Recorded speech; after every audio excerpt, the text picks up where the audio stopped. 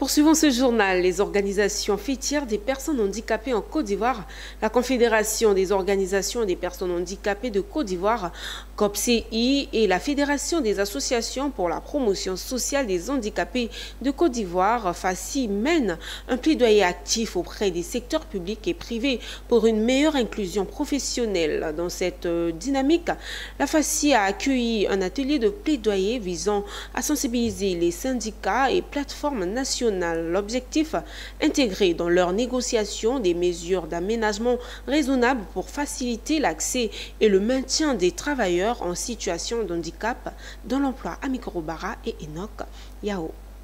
Cet atelier organisé le 24 février 2025 a pour objectif d'encourager les syndicats et plateformes nationales à intégrer la question de l'inclusion des travailleurs handicapés dans leurs négociations avec les employeurs. Cet atelier s'inscrit dans le contexte, dans le cadre d'une série de plaidoyers que nous avons entamés dans le but de pouvoir assurer l'inclusion des personnes de handicap dans divers secteurs d'activité.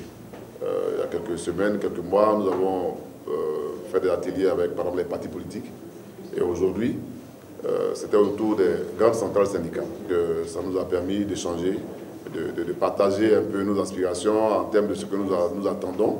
Et puis également, techniquement, de pouvoir formuler quelques petites recommandations qui permettraient à ces centrales-là, qui sont, quoi qu'on dise, les porte-voix de tous les travailleurs, donc y compris des travailleurs handicapés, de pouvoir porter ces voix-là auprès des autorités pour que les questions de réadaptation professionnelle, les questions d'emploi, les questions de maintien en emploi. À leur côté, des représentants du ministère de l'Emploi et de la Protection sociale, ainsi que plusieurs syndicats de travailleurs, ont pris part aux échanges. Je voudrais indiquer que cet atelier a été une très bonne chose pour nous, parce qu'en tant que syndicalistes, nous nous battons pour l'ensemble des travailleurs. Et parmi ces travailleurs-là, il y a des personnes handicapées qui bénéficient des retombées de nos combats.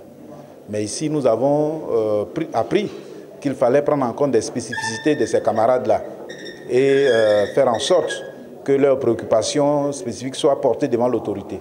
Tout ce que nous pouvons faire, c'est de dire aux syndicats d'essayer de rentrer en contact avec le ministère de l'Emploi et de la Protection sociale pour avoir plus d'informations sur ce que nous faisons pour les personnes handicapées. Le renforcement des capacités des syndicats sur l'inclusion des travailleurs handicapés constitue une étape clé pour garantir un accès équitable à l'emploi.